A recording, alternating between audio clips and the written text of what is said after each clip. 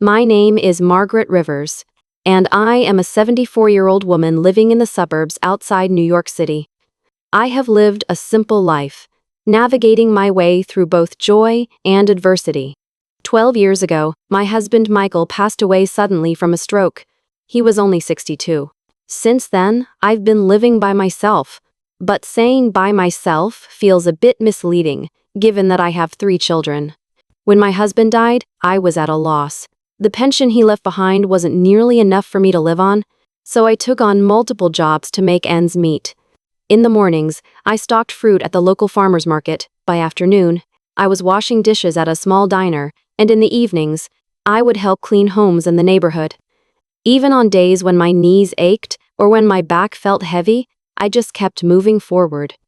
I didn't want my children to feel the burden of our struggles. While those days were far from luxurious, my heart was inexplicably content. Watching my children come home from school and excitedly sharing what they had learned, "Mom, guess what happened today?" Those moments were my reward. When Jason, my eldest, secured a job in New York City, I felt a mix of relief and emptiness. He can make it on his own now, I thought. But as much as I was proud, I couldn't ignore the hollow feeling in my heart. The small hands that once clung to mine were suddenly independent. A few years later, I sold the house in Cincinnati where Michael and I had started our family.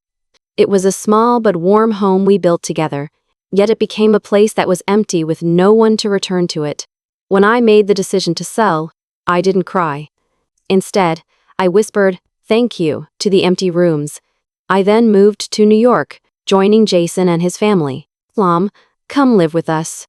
You'll feel safer that way," he said, and I prepared for the move with excitement. I disposed of most of my belongings, packing only the essentials into a few boxes.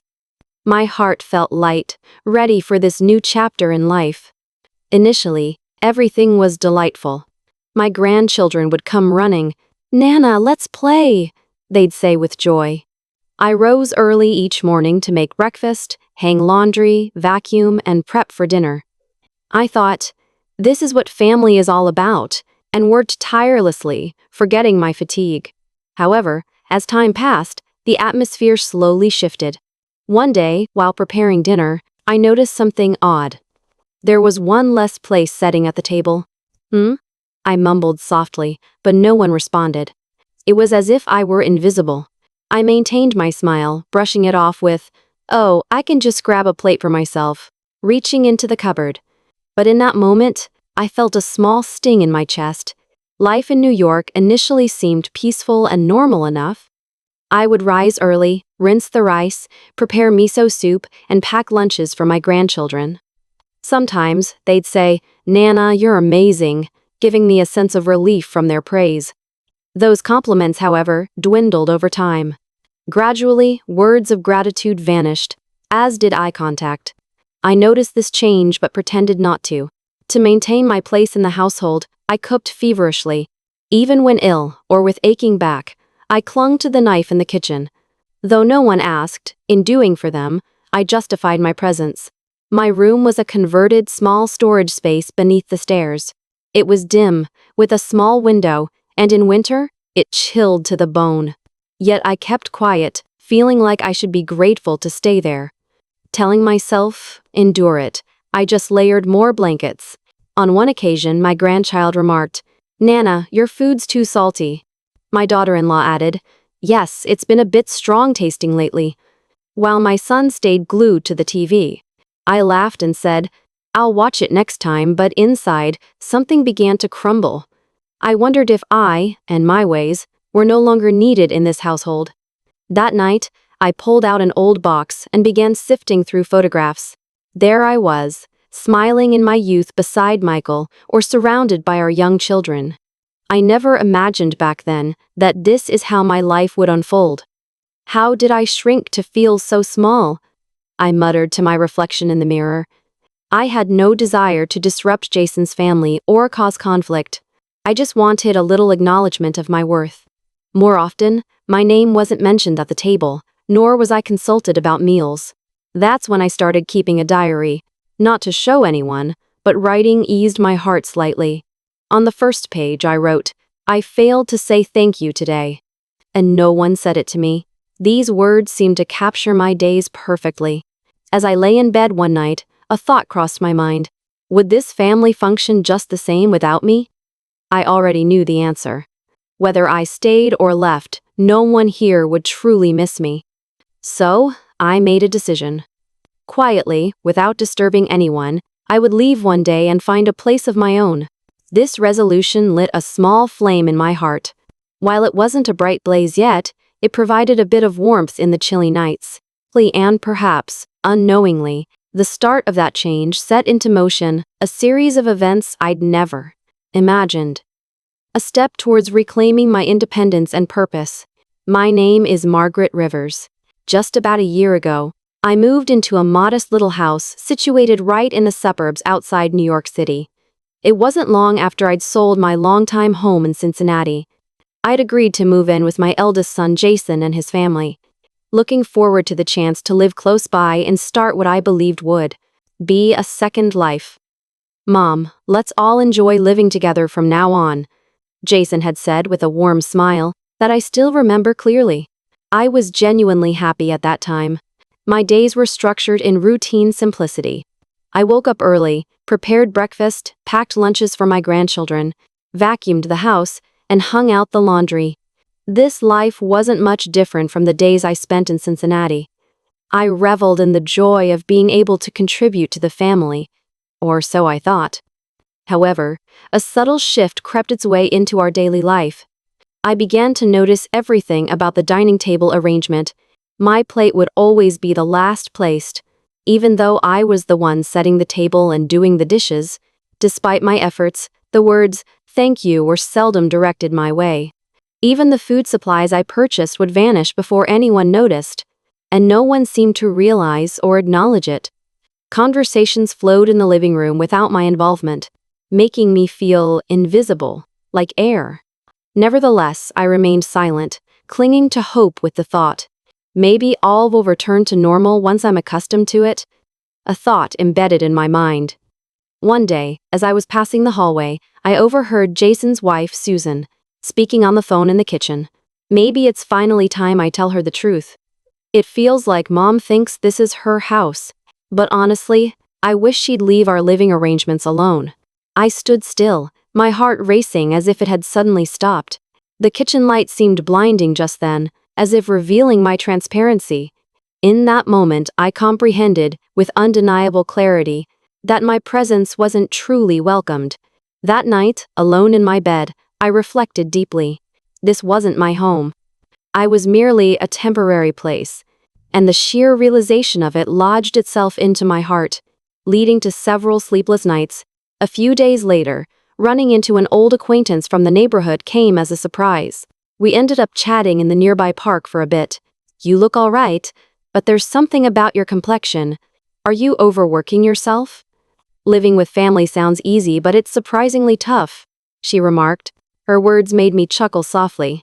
Hidden behind that smile, however, were unshed tears threatening to spill over. "I've already sold the house and moved in with them, so there's no going back," I responded. After a moment of silence, she dropped a hint. "Just don't leave your feelings behind then." Those words stayed with me. I had sold my house, yes, but the heart's dwelling couldn't be given away so easily. On the way home that day, I bought a simple notebook with a plain gray cover. I began jotting down fragments of my thoughts within its pages. On the very first page, I wrote, "I am here now, but in nobody's mind do I exist." Writing those words sent tremors through my hands. Whether it was tremors of age or heartache, I couldn't clearly tell. One evening, seated at the dining table during dinner, I took a hesitant step. "Tonight, I added some seaweed to the miso soup. How is it?" Susan's response was perfunctory. "It's fine. Regular." The lack of emotion in her words reminded me of a restaurant's quick survey feedback. I refrained from saying anything more. That evening, after finishing the dishes and retreating to my room, my mind wandered back to older, cherished memories. Nights from when my husband Michael was still with us, cuddled up in the warmth of our little corner, enjoying Odin and laughing to TV shows flashing on the screen. Only those nostalgic memories kept me warmly wrapped on lonely nights. What would you say if you saw me like this, Michael? I softly addressed his photograph. No reply came, but deep down I felt his comforting gaze warm my soul. The next day, while preparing the curry my grandkids loved, Susan approached and requested, "Could you make pre-cooked meals instead, Mom? It's awkward when the house smells of curry after I get back from work." Quietly, I set the potato back on the cutting board. With a soft, "I understand," I carried on. That night, I noted in my journal, "Even the scent of food appears unwelcome here." Though lying in bed, a formidable chill enveloped my heart. Was this truly my place? Or was I simply existing rather than living? An incident transpired days later. On my way back, I stumbled near the market, only to be helped by a young woman nearby. "Are you all right? Not hurt, I hope?" she inquired, her touch strikingly warm. "Thank you," I finally managed to voice from my throat. Back home, I reopened my journal and recorded the day's essence. A stranger's hand rekindled warmth in my heart. Laying aside the pen, I gazed out the window. Overhead, the New York sky seemed cold, yet held threads of hopeful hues. A clarity surfaced. Was it okay to leave things as they were? Should I continue spending my days merely as an unappreciated helper? The answer eluded me. But a subtle awakening had begun within my core. Just a hunch, but one I trusted nonetheless. As December embraced New York, the keen wind slashed the skin. By nightfall, the draft crawled upward from the floor, brushing cold against my back. Assigned to my tiny room, the smallest nook in the house without a heater, surrounded by old blankets and sturdy boxes, my surroundings resembled a storage closet. Yet I had endured, telling myself, I belong here. One evening, having finished the usual dinner prep, laughter drifted subtly from the living room. It was my grandson's birthday party, I realized, when the sound of crackers. Server beyond the wall revealed the celebration. "My name is Evelyn Brown, and I live in a cozy little house nestled in a suburb just outside of New York City." My journey to this home was a winding one, filled with hope, uncertainty, and eventually, a newfound sense of independence. It all began many years ago in Cincinnati, where I lived with my husband Michael and our 3 children. Life wasn't always easy, but it was ours, and we thrived in the simplicity and love we shared. 12 years ago, Michael passed away unexpectedly from a stroke at the young age of 62. I was left reeling, struggling to make ends meet on my own. Losing Michael was like losing a part of my soul, but I refused to let it crush me. I threw myself into work, taking on multiple jobs around the community. I would stock shelves early in the morning at the local grocery store, then hurry to clean houses in the afternoon, ending my day washing dishes at a small diner.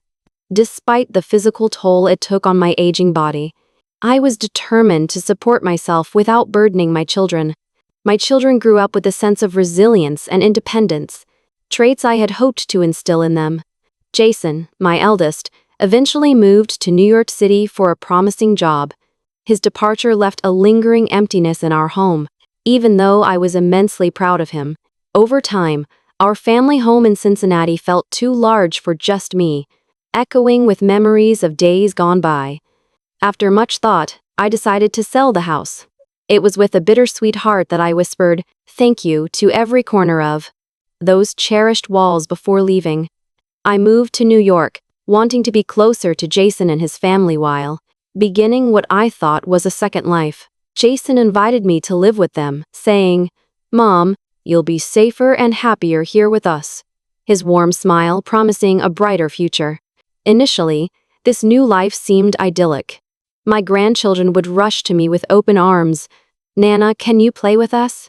The hustle and bustle of preparing meals, packing lunches, and tidying the house filled my days. It brought me joy to be useful, to give my love and effort to my family. Yet, it wasn't long before I picked up on a gradual shift in the atmosphere.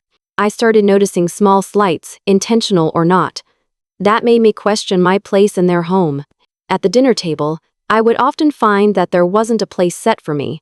Even when I had cooked the meal, conversations flowed around me, but seldom with me. I became acutely aware of my isolation, even amidst the lively family chatter. One evening, I overheard a conversation that pierced through the fragile peace I had tried to maintain. Susan, Jason's wife, was talking on the phone, seemingly unaware of my presence nearby. "It feels like she's turning our home into her own," she said. My heart sank.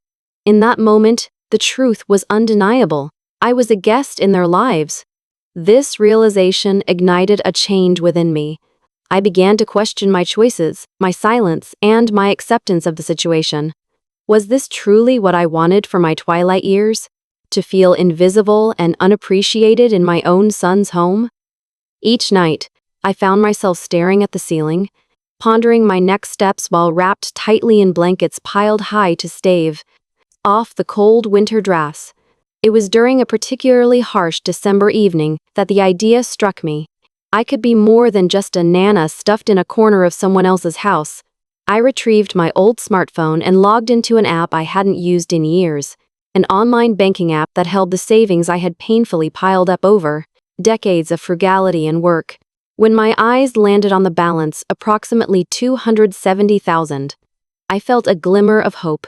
This money was my lifeline, the tangible result of years of solitude and sacrifice. Suddenly, a thought crossed my mind, a bold, exhilarating, almost frightening idea. Why not use it to reclaim my life? Why not a place of my own, where every room belonged entirely to me? With this thought, I knew what I needed to do. I spent the following few days looking for a property in my neighborhood. It didn't need to be fancy, just a small, affordable place that I could call my own. Fortunately, there was a quaint little house just down the street, a fixer-upper but with great bones and unmistakable charm. As soon as I saw it, I knew it was meant to be my final chapter's backdrop. The day after Christmas, I called the realtor, made an offer, and began the chilly walk towards independence. I purchased the house outright, thrilled by the freedom the decision afforded me. The remaining funds were just enough to cover essential renovations and creature comforts. No longer would I feel like an unwanted burden. I was the master of my destiny, carving out room for myself in a world that had seemed to close in around me. The relief was palpable. A fresh start, free from the shadows of invisibility. Then began the labor of love, transforming the house into my sanctuary. I refurbished the kitchen where I planned to cook meals of my own choosing, unfettered by the preferences of others. Each room gradually bore my imprint, a mix of comfort, coziness, and the quiet elegance that befits a life well lived. I decided my newfound independence didn't have to be solely for me. Inspired by the struggles I'd faced, I launched a small foundation aimed at helping elderly individuals find their sense of belonging. I called this initiative the Riverview Foundation, reminiscent of the view from a favorite park bench near my new home. It became my mission to ensure no one else felt overlooked or redundant purely due to their advancing years. Life had come full circle, and in doing so, it filled each day with purpose and fulfillment I had long yearned for. That invisible woman beneath the stairs had vanished, replaced by Evelyn, an elder at peace in her own home, a voice that echoes both in her community and within. The journey wasn't what I had initially envisioned, but in time, it seemed meant to be. As night fell, I returned to my old residence, assisting as usual with setting the dinner table, then quietly laying down on the living room floor as if nothing had changed. Yet inside me stirred a quiet pride, born from the realization that I now had another place to call my own.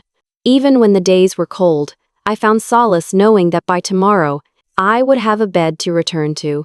When the day's chill seeped into my bones, the promise of sitting down to a meal from my own bowl sustained me. It was a soothing thought that somehow made the cold floor bearable. The date was December 20th, marking my 74th birthday. However, nobody seemed to notice. Over breakfast, a simple exchange of "good morning" was the only acknowledgement of the day. I stood silently in the kitchen, warming the miso soup and setting the freshly cooked rice for everyone. After they had finished, I washed the dishes, my silent thoughts echoing the sentiment. It's all right if today feels quiet.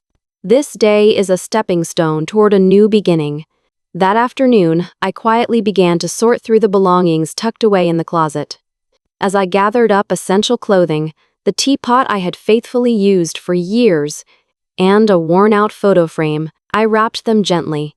I took the opportunity while the family was out, packing these pieces of my history into a paper bag.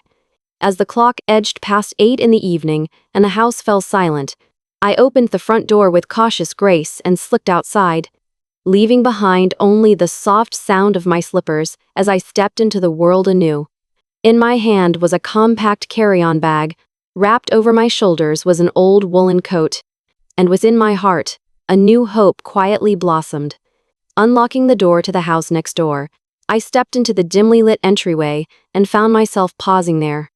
Although no one was present, I could breathe a little more comfortably in what was undeniably my space. Once inside, I flicked on the lights in the living room and plugged in the electric kettle. As soon as the steam rose from the spout, I felt a sense of comfort wash over me. "Happy birthday to me," I murmured. Celebrating with no one else around, I ate the homemade rice ball I had prepared, marking the day's importance in solitude. Yet, deep within, I was freer than ever before. That night, I rolled out my bedding, brushed my teeth at my own pace, adjusted the heater to the temperature I liked, and watched the moon through the window. "This is my castle," I declared to the moonlit night. Just before sleep, a memory drifted into my thoughts. A line from a picture book I had read to my children when they were young. Mom was in search of a chair to call her own. Perhaps now I have finally found that chair. With peace, I closed my eyes. The first time drifting into a deep sleep that wasn't for anyone but myself. When dawn broke the following morning, it was as cold as ever, reminding me of the past, but lifting me towards the future. My name is Evelyn Brown. On that morning, like countless others, I stood in the kitchen, unable to sleep due to the chilling cold of the night. I heated water and prepared a cup of green tea in my small teapot. Pouring it quietly into a cup, that fragrance brought me memories of mornings long past, routine comfort, a reliable ritual that lasted for decades. But on that particular morning, every familiar element seemed altered. "I can no longer stay here," resounded within my heart's core. The occurrence of the previous evening lingered painfully. "Tonight, there isn't enough room. Please sleep on the floor," said words unfamiliar and clipped, followed by a child's innocent observation. "Grandma is used to it, right?" Just words, yet they carried the weight of invisibility. What expression was I meant to wear when sleep evaded me? On the unyielding wooden floor, lying awake beneath a tattered blanket, my gaze fixed on the ceiling above, I felt something inside me quietly give way. Beyond the bitterness and sorrow, clarity emerged. I am no longer needed in this household. This certainty propelled me upright, the morning sun rising as I did. I sipped my tea, and with unsteady hands, reached into the closet to retrieve a small box containing my bankbook and an old stamp. Covered in dust, it hadn't been used in years. Once, it was filled with savings diligently accumulated during my time in Cincinnati. I discovered I had approximately $270,000 still set aside, untouched, a lifeline for the unknown. Coded in a silent farewell to the house that no longer recognized me, I donned my coat and discreetly left. Early that morning around 7, as the family continued to sleep soundly, arriving at the bank just as it opened, I approached cautiously, prepared to face yet another turning point. "I'd like to close my account, please." The teller, a young woman, glanced at me with a hint of surprise, yet graciously assisted with a professional smile. I presented my identification and stamp, engaging in a transaction that bore all the weight of a new chapter in my life. "Would you prefer the entire amount in cash?" "No, just part of it," I replied. "The rest, please transfer." With precision, I handed over a slip of paper listing the address of my next destination. That paper bore a message. "Available property on Riverview Lane, move-in ready, negotiations welcome." It was the house right next door, an opportunity discovered entirely by serendipitous chance on an afternoon walk. Capturing that flyer's photo, I hadn't anticipated that it would become the key to my future. The sky remained a dull gray as I stepped onto the street. the December morning crisp and piercing. Yet that coldness seemed to soothe the emotional tumult beneath it. Slowly taking each step towards the train station, memories of last night flooded back, lying on that frigid floor. Introspection, biting just as cold as the air. A transformative signal that everything was about to change. Reaching the bank before it became crowded, I stood in line, blending easily among elderly peers who shared similar routines. A stark contrast to the questions racing through my mind, quiet yet pivotal. The teller's hospitality allowed my previously dormant savings finally to serve their intended purpose, silent yet steady. Soon, that money, that harbored funding, would find life within this new arrangement, a transformation realized as I took each stride toward a future where independence held the promise of deeper fulfillment.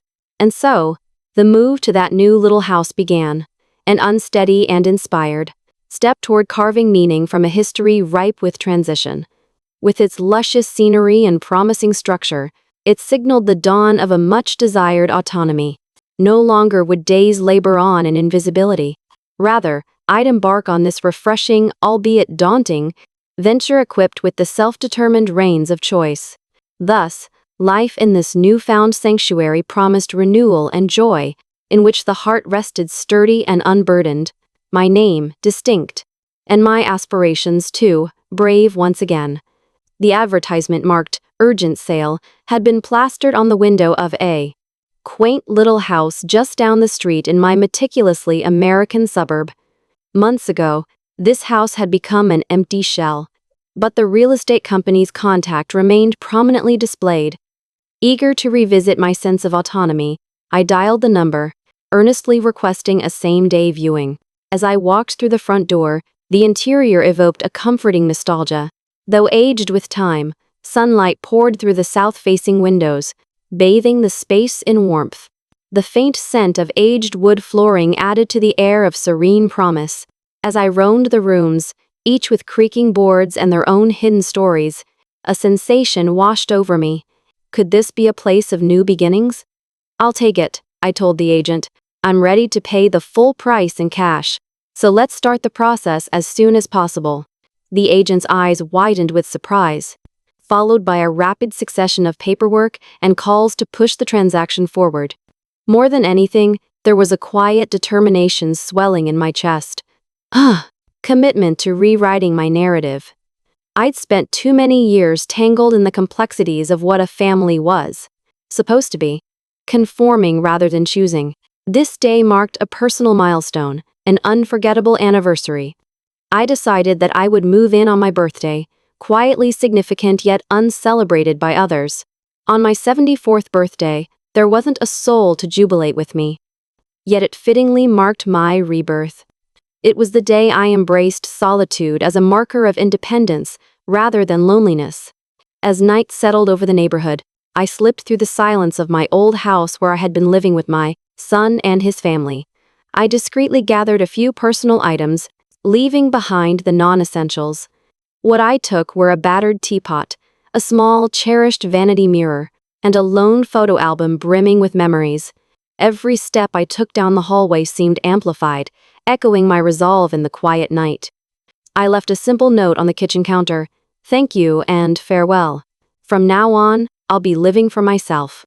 Please understand that just as you would rest easy at night in your own bed, I hope you might reflect on what it felt like for a mother to sleep on a hard floor." I closed the door behind me gently, attentive to not disturb the sleeping household. Outside, the night air was crisp, my breath visible as white puffs. Yet, my steps were light and my heart calm. Just next door, my newly purchased sanctuary awaited. It took only a moment's stroll to reach this symbol of newfound liberty. Unlocking the door felt momentous, akin to opening a gateway to a fresh start. The utilities were already prepared: electricity, water, and gas, all set up with no moving company involved. I moved only the essentials by hand. In the small kitchen, I set the kettle on the stovetop, brewing a cup of tea from my trusted old teapot. As steam lazily rose, I peeked out the window, catching a glimpse of the house I'd just left. Fuzzy lights were still visible beyond the thin veil of darkness. but that place was no longer my home. This was the designation my heart had claimed, where my life would commence afresh. As I settled into my new environment, I relished a newfound luxury, the freedom to sleep undisturbed, on my terms. The recent investment of a firm new mattress felt like a bed of possibilities. Though the room was compact, it was mine to fill with scents of my favorite aromas, enhanced by the lyrical strands of music I adored. Beside me, on the nightstand, stood a photo of my grandchild, a silent witness to my venture. Quietly, a tear traced down my cheek, an expression of relief. "I'm carving out my niche again," I murmured into the tranquil night, where only my heart could hear. The morning came without fanfare. No calls, no messages awaited. Perhaps they still hadn't noticed my absence. And that's just the way it was meant to be. I resolved to persevere at my pace, unburdened by reliance or the necessity to accommodate another's expectations, free from the silent assessment of family dynamics. I am Evelyn Brown. My declaration of independence at 74 began with quiet conviction but boundless certainty on this day, a promise to watch over myself. A month passed in serene succession. My life had assumed a nourishing rhythm in my quieter corner of the world. Yet one brisk morning, a notification on my smartphone interrupted the calm routine. An unfamiliar number on the screen. "This is the Civil Division of the Regional Court." Yes. Regarding Evelyn Brown. The voice was enough to know an issue brewed beneath the surface. Something concerning the adjacent property, now unveiled. Upon visiting the local address, I discovered an official envelope containing the details. Due to the change in ownership, a request to clarify property boundaries has been filed. Adjustments to your property line are necessary. Contained within was a pungent irony. My former family was queried about encroaching on land they assumed to be exclusively theirs. Now, through legal avenues, they were asking me to adjust for claimed space on their end. The ambiguity of borders highlighted by auditors in post-sale reviews. The implication was straightforward, if not somewhat paradoxical. This family, who had not offered their own home boundaries for me generously, faced consequences for their unacknowledged expansion beyond their rightful perimeters. I breathed deeply, weighing the document, and made an internal vow. No decision was required. I was already standing on the correct side of the law. Here, validated by legal standing, I maintained claim as the sole proprietor of my new home's once clouded edges. Within days, my son Jason, his wife Susan, and their child arrived at my door, representing their household in this legal matter. The expressions they wore, tinged with astonishment and unease, echoed a child's tremulous note. "Mom, is this really necessary?" Offering them a tray of simple tea pastries, I met them with a calm smile. "Yes, it is. This is about reclaiming my life, don't you see?" Jason faltered to find his voice. Susan frowned slightly, while their child remained uncertain. "Why?" Jason queried softly. Rising steadily, I conveyed my thoughts with care. "I lived without acknowledgement in your home. Yet, even as such, I have earned a right to a space of my own. Advocating for that right does not bear guilt on my part." Susan seemed poised to respond but turned, eyeing the yard's once undefined perimeter. This was the first time she likely noticed the fence line faintly drawn across the lawn.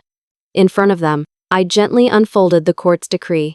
"This is the official court notice concerning property lines. Through its jurisdiction, I aim to cement my rightful claim legally." Then, ripple-like understanding formed in Jason's gaze, a blend of worry and introspection. "Mom, we were unaware about the boundary." With deliberate calm, I spoke clearly. It wasn't ignorance, it was never grasping at all. But understand this. I stand here as a person of presence, and a rightful name to this land. Susan questioned in a shaky voice. "What can we do so we can become a family again?"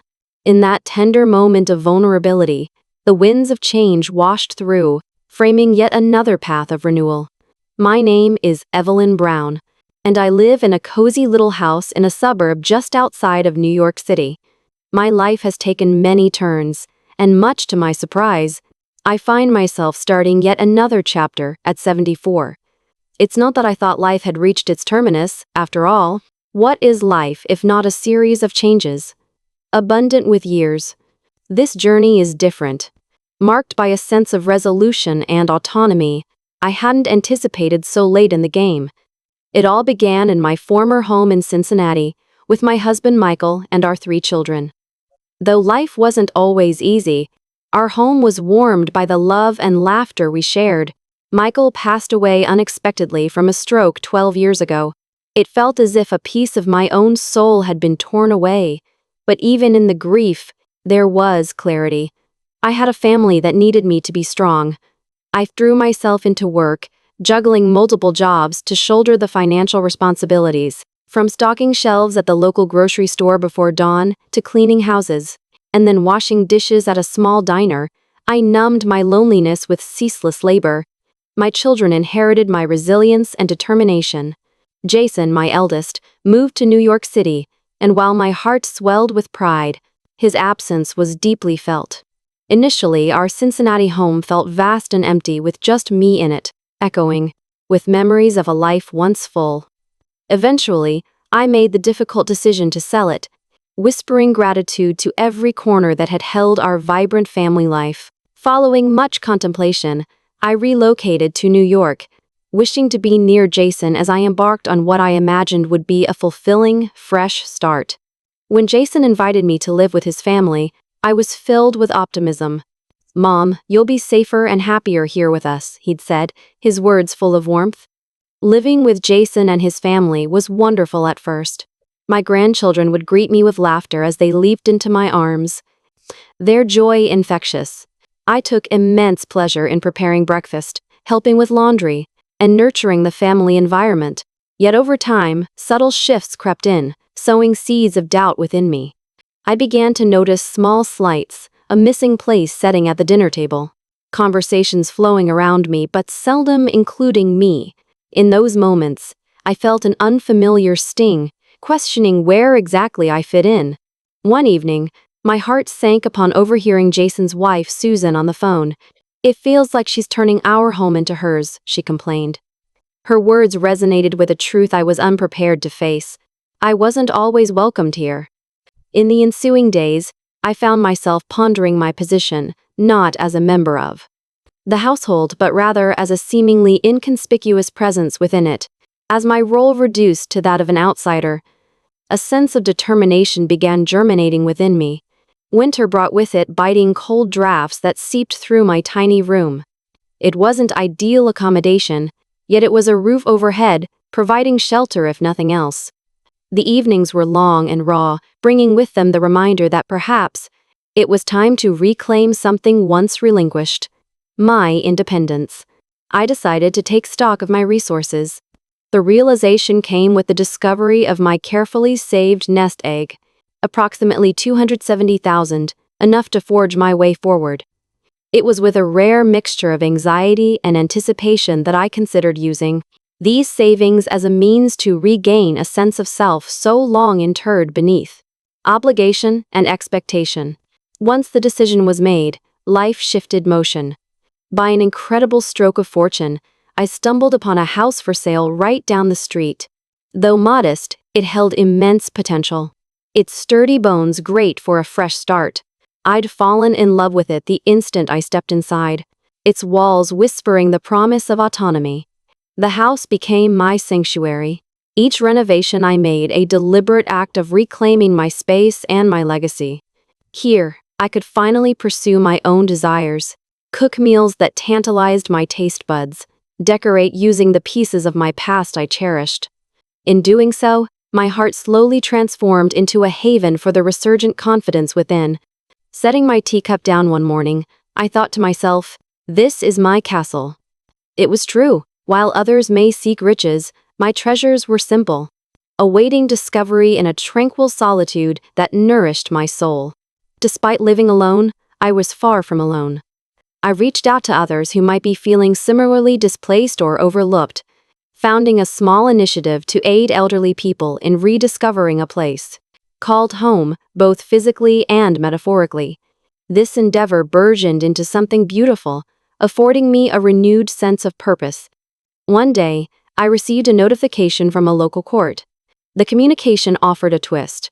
I owned the land onto which Jason's family had unknowingly encroached by extending their property lines. It was ironic, considering how often I felt invisible within my own family. When Jason, Susan, and their child appeared on my doorstep, far removed from their former oblivion, their expressions were open yet apprehensive. "Mom, is this really necessary?" Jason's voice was quiet, maybe a little remorseful. For the first time in a long time, I didn't feel compelled to diminish myself. "Yes, it is," I replied simply. Reclaiming this part of my life was necessary.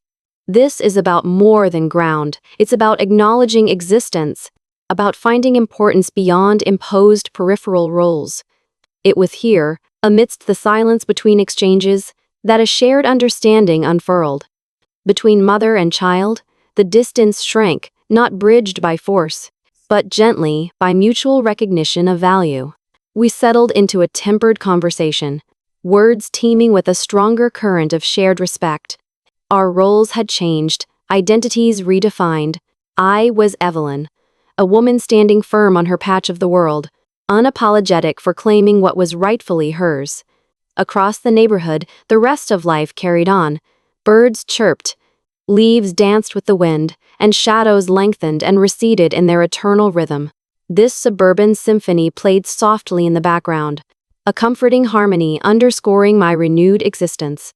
And so, even as an ancient winter descended upon the cityscape, within my heart, it was unfailingly spring.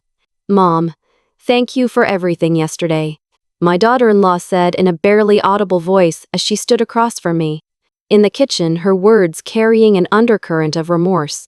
I offered her a gentle smile, my hands carefully pouring tea into 2 plain ceramic cups. The soft clinking of the teapot against the mugs created a comforting rhythm. "It's okay, people make mistakes," I replied, my tone equally soft, a gentle wisdom lacing my words. "But what's important is acknowledging those mistakes and choosing to come together." My son sat with us, stirring his tea silently, allowing the warmth of the moment to eventually invite his voice. "I finally realized how much we've hurt you, Mom," he admitted, his eyes reflecting a sincerity I hadn't seen in some time. We stopped seeing the family for what it really means. In doing so, we even stretched limits, preoccupying space that we didn't truly recognize or appreciate. His admission flowed into a quiet pause that enveloped us, each of us perched on the precipice of unspoken feelings. I nodded in understanding before adding softly, "Family's not about sharing a roof. It's accepting each other's essence. When you were honest with yourself that day, you offered yourself growth. It was no accident I reclaimed my own space too." My daughter-in-law, her eyes hinting at moisture, whispered, "What can we do now? Is there something we can do for you?" I met her gaze with a gradual, reassuring smile. "I'll be fine even without you," I admitted kindly. "But next month, I plan to host a healing tea parties here. It's for seniors who've lost their sense of place within their own families. We can gather, sip tea, and talk. Would you both help organize it?" The idea seemed to light a beacon of warmth in the room, a new light for us all. My grandson nodded eagerly, manifesting a youthful energy that buoyed the mood. Both my son and daughter-in-law returned a genuine smile, their "yes please" resonating with newfound dedication. This marked a gentle turning point for us. Little by little, our family dynamics evolved, each sharing transforming us subtly, reuniting us in ways we'd almost forgotten were possible. The first tea gathering. With the realization of my new role came a quiet, pride softer yet profound. Hosting that initial tea gathering filled me with anticipation. The attendees were local seniors, solitary residents from nearby apartments, and those who, like me, sought a circle to feel seen and heard. Within the softly lit room, handcrafted tea treats nestled on delicate porcelain. Kneeling by the teapot, I let hot water spill into cups. The steaming silence came alive with soft murmurs of conversation, gentle laughter, and in shared pauses of sipping, an unspoken companionship emerged, a silent promise of belonging. An elderly guest, turning to me, shared a knowing smile, her words deeply gratifying. This warmth, it was something I needed. Another heartfelt voice chimed in. Bit by bit, I've recalled how it feels to be wanted, surrounded by others. My heart clutched quietly around their gratitude. Amidst washing tea bowls later, I reflected inwardly. Thank you. You who grace this space, breathe life into my days. You give meaning, embodying the true joy of living, anew every day with family. As months passed, my son and daughter-in-law began attending the tea gatherings monthly. Together, we hand-picked snacks, arranged floral displays, sharing smiles and kind greetings that curled warmly around the arriving guests. Your smile changes the house, my daughter-in-law admitted, voice tinged with warmth. Her words suffused a moving gratitude within me until regular practices like preparing meals regained their essence without resentment or grief, just gratitude and engagement. My grandson favored my homemade lunches, declaring, "Nana's rice balls are the best," with a spirit that lifted mine. Each treasured exchange filled my heart, forging new warmth within me where loss once loomed, a fulfilled life and self. From pride. Now, each night I lay my bedding in what I lovingly call my room, a space I choose, where living has become both natural and intentional. This life, this embracing both laughter and occasional tears, feels carved for me by my own volition. Entering this chapter at 74 was akin to leaping from shadows, no longer a figure behind others. Instead, taking courageous steps forward as myself. A person watching over myself keenly rather than silently observing others. At 74, the transition had become a reverse beacon, beaming not externally but within. This phase illustrated the possibility of reselecting one's course, standing equal, leaning toward new horizons with arms wide open. People don't just live, they discover. Lives usually underestimated find true purpose expressed in familiar, simpler joys. As cold surfaces wrap about me at night, I am beautifully reminded. Awareness does not shiver nor fade from indifference. In moments impermissibly self-directed and free, this realization exists irrespective of external appreciation or pity. Reflectively, there is time and vastness for these steps. And now, my extended journey's purpose blooms as crisp sheets, where a table graced by sunlight begins its reawakening alongside me.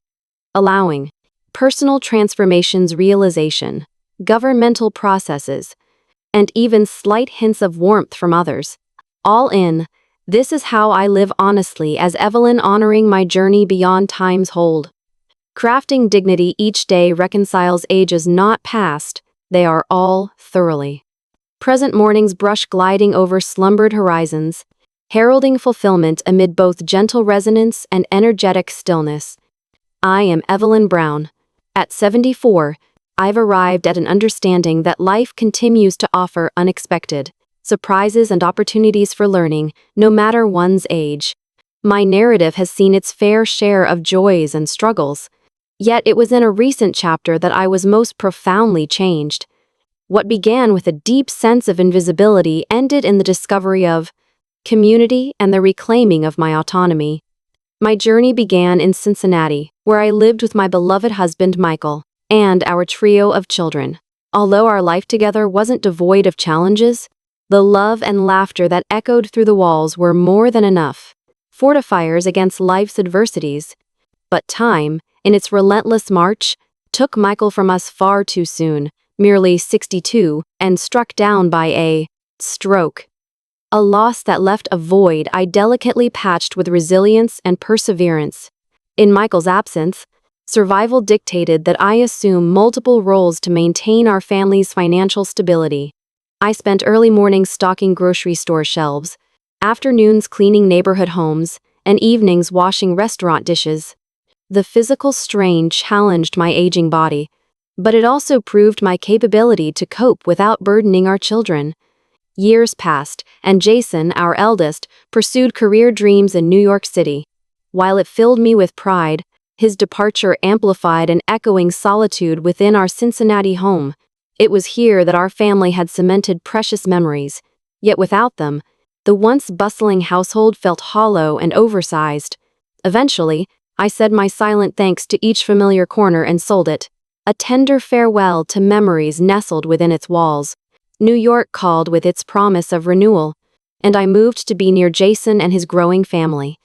"They're welcome, Mom. You'll find both safety and happiness here with us," kindled new hope. Initially, my presence there infused our collective days with warmth. My grandchildren's laughter filled the rooms, and my heart brimmed with the joy of contributory purpose, making breakfast, laundering clothes, and orchestrating a nurturing household ebb and flow. Over time, however, subtle exclusions began seeping into our shared life. Dinner table settings lacked recognition of a place for me. Conversations swirled without my input. These silent rejections fostered a sense of alienation. The harshest blow came overhearing Susan, Jason's wife, lament during a phone call. "It feels like she's taken over our home."